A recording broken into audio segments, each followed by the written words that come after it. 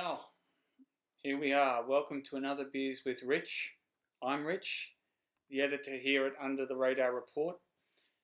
Today I'm talking rocks, and it just so happens I've uncovered this little rock at the pub. It was the last one on offer, as it happens.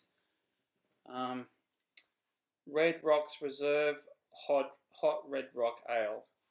And this is the real Krakatoa, obviously. The real deal, on the label. Straight from Wellington, New Zealand. Let's hear it roar. Ooh, sound of COVID. Well, taking off. It's not bad, it's pretty smooth. It's not as volcanic as I was expecting. It's not bad actually. New Zealanders can, to our New Zealand subscribers, cheers, whatever it is you say over there. Well, it's that time of week. It's time to toast another Aussie battler. A few years ago it was BHP. Last week, Twiggy Forrest and his fast-growing baby at Fortescue Metals. This week, it's ones you probably haven't heard of. Here's to you, Victor Rajasuriya. You might not know him, you probably don't.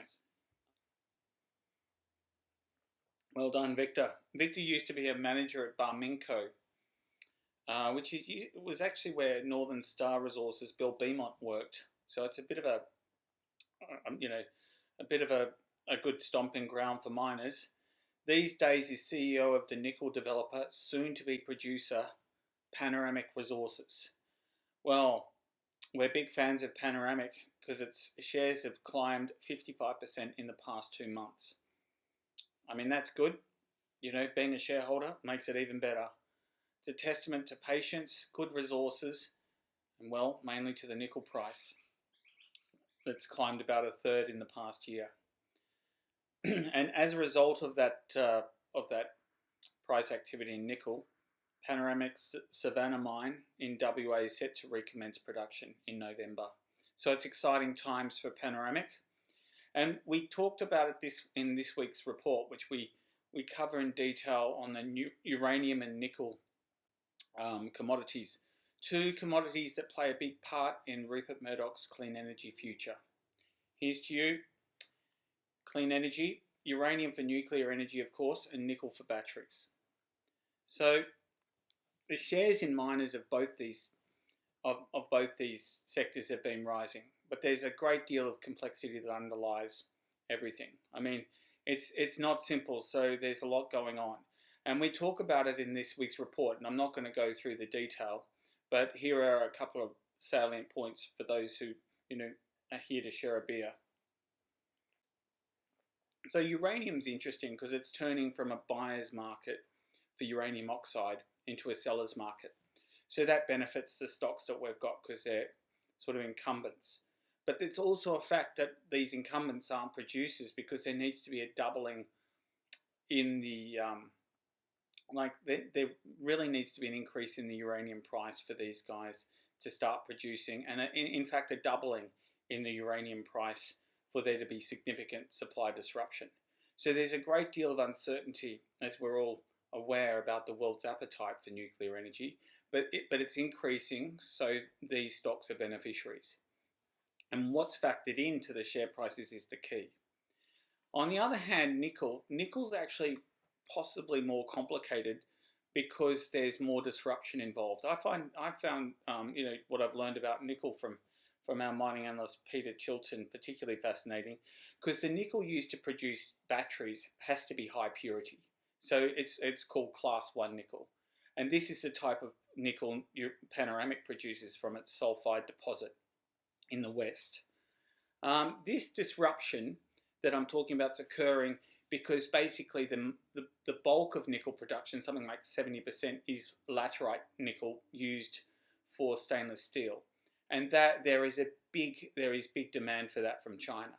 And there was a big, the nickel market went into a spin in early 2021, earlier this year, when a Chinese-owned Indonesian laterite nickel project announced a technology to produce a nickel matte, a form of nickel sulfide. So this sent everyone into a spin. But this isn't the end of the story. So it just gets more fascinating because the actual technology is unproven and is only economic if you use low-cost coke and coal. So this rules it out for European and US car manufacturers. So yep, once again, that carbon footprint is a factor. So let's keep moving. Let's look at the ASX flag bearer in uranium, Paladin Energy. So, it's got international recognition, and at over 80 cents, it's doubled since we tipped it, only 5 months ago. The good news is Peter Chilton still likes it.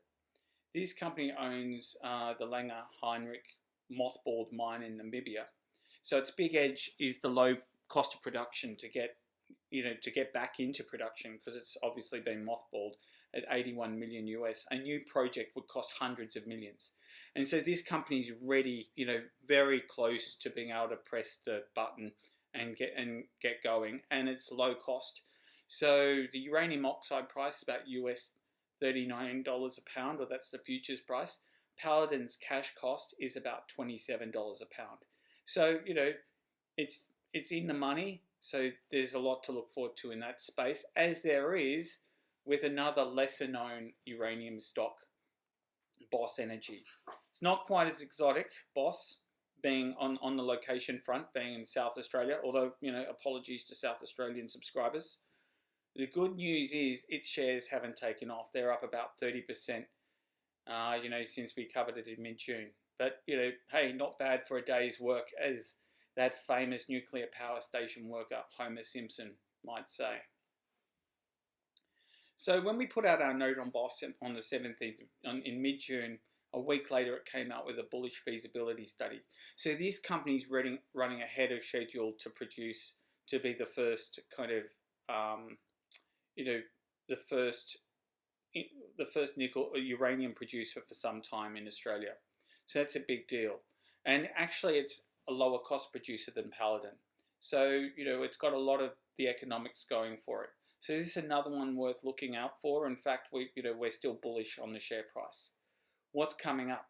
That's the particular exciting part, and where the Krakatoa, the New Zealand ale comes into play. It's not bad. It's not bad. It's particularly good because we're sort of emerging out of lockdown, so we're all feeling, like we've got a spring in our step. Speaking of which, our 10th birthday is coming up this month. So to celebrate our 10 years under the radar, it's a festival of the 10s. 10 best buys, 10 of our best stocks from 10 years, 10 learnings, 10 future-proofing ideas. So we are looking forward to at least another 10 years with you. Until next time, here's to you. Best of luck.